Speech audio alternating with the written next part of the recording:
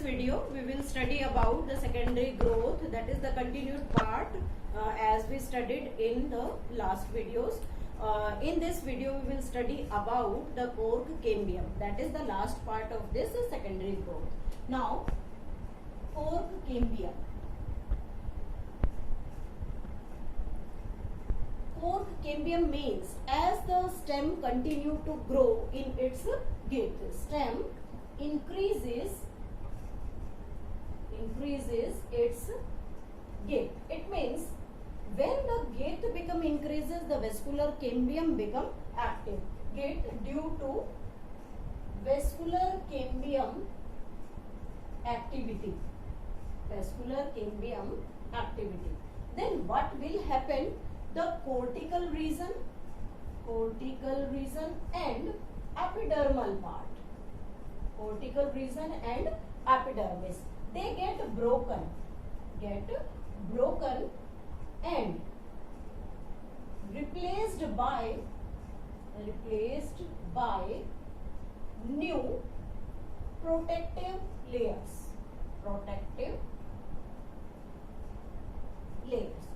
These protective layers are couple of layers and thick, and these couple of layers or the thick layers become parenchymatous. It means they are made up of the living cell. Due to this formation, or you can say the new protective layer when formed, then it produces secondary cortex region. This secondary cortex region is known as phallodome. This secondary cortex region is known as the phallodome. Now, due to this secondary cortex region, as the phallodome formation takes place, the cork cambium become active. This cork cambium, when active, then it again starts its meristematic activity. Why this become meristematic? Because we are studying here the secondary growth, and the secondary growth always takes place when the parenchymatous cells become meristematic and they starts their ability to divide.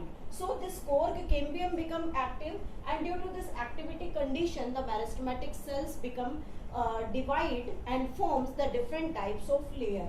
Now there is the cork cambium is known as, this is known as the phallogen. This is phallogen, means there are the different layers developed. One is the secondary cortex, which is known as the phallodome, and the cork cambium become active, which is known as the phallogen. Now when this cork cambium become active due to the meristematic activity, then there is formation of a new layer which is named as the cork, and this cork is hard and impervious to water. Why this become impervious, or you can say it is impermeable, means not allowing water molecule to pass through it, and this is because of the presence of suberin. That is the component which is also we have studied in the endodermis, the Casparian strip, also superized, means where also the impervious nature of the water takes place in this layer. So this cork is formed at the outermost part, become hard, impervious due to the deposition of this suberin. This cork is named as the phallum layer, means there are three different terms arises here. One, the outermost covering cork, which is known as the phallum.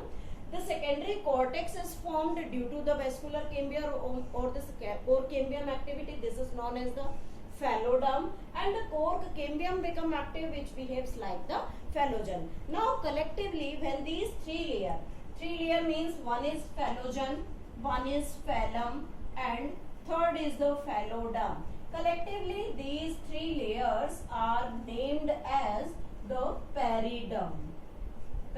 What is the peridome? The three layer phallogen, phallum, and phallodome, collectively known as the peridome layer.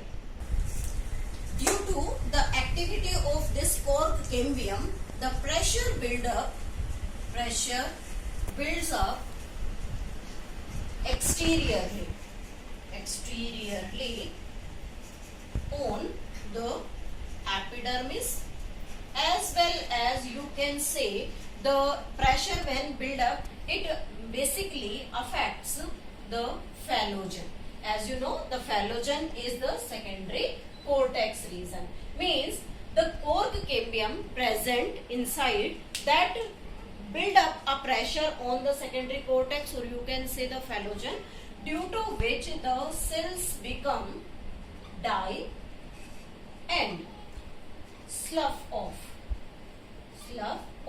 And these dyed and slough off cells forms here a layer which is named as the bark.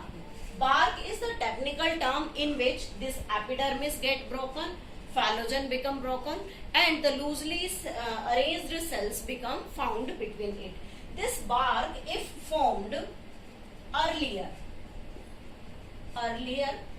in the season, then it is known as the soft bark, or if it is formed at the end of the season, then it is known as the late, or you can say the hard bark. Means this bark is the hard covering, impervious due to the presence of the cork outside it. It forms a hard layer which is known as the bark. Now there is present a lenticell. Lenticell is a lens-shaped pores present over the bark. Lens-shaped pores present over bark. When the bark get covered by the cork or the suberin, then how the old stemmed plant get exchange of gases? So these lenticels helps in the exchange of gases through these pores, or you can say they helps in exchange of gases between outer atmosphere and inner tissue, means the tissue present inside. So this is all about the activity of the cork cambium, where the cork cambium when active, it build up the pressure exteriorly on the epidermis, the phallogen layer get crushed off, secondary cortex get crushed off, the cells die and slough off, forming the layer of the bark. In the first formed bark is known as the soft bark, or when it forms at the end of the season, it is known as the late bark. Now lenticell, the pores present on the hard bark for providing the exchange of gases to the old stem. These lens-shaped pores present over the bark, they are formed by the loosely arranged parenchymatous cell. When the epidermis get broken, exchange of gases, function of this is exchange of gases between the outer and the inner atmosphere. And the last topic, that is the secondary growth in root. Secondary growth in root. This secondary growth in root become similar to that of the secondary growth in the stem, but there is a difference that the root has the tetrarch and radial vascular bundle. Tetrarch and the radial vascular bundle. So first of all, there is the formation of the airy pattern like structure like this, and this is the tetrarch condition. Here the protoxylem, metaxylems are present, and this is the part where the phloem is present. Now in this condition, it originates from the tissue present just below the protophloem, because this is the exact condition, the protophloem present always towards the peripheral region. So the pericycle layer, means a ring of pericycle also involved in this formation, and it forms a wavy pattern. A wavy pattern, or you can say a wavy ring-like structure. After that ring-like structure is, as the ring-like structure is formed, then the entire development of the secondary growth will be same as in the secondary growth in stem. Now in this video we have studied about the complete secondary growth in the diploid stem as well as in the diploid root.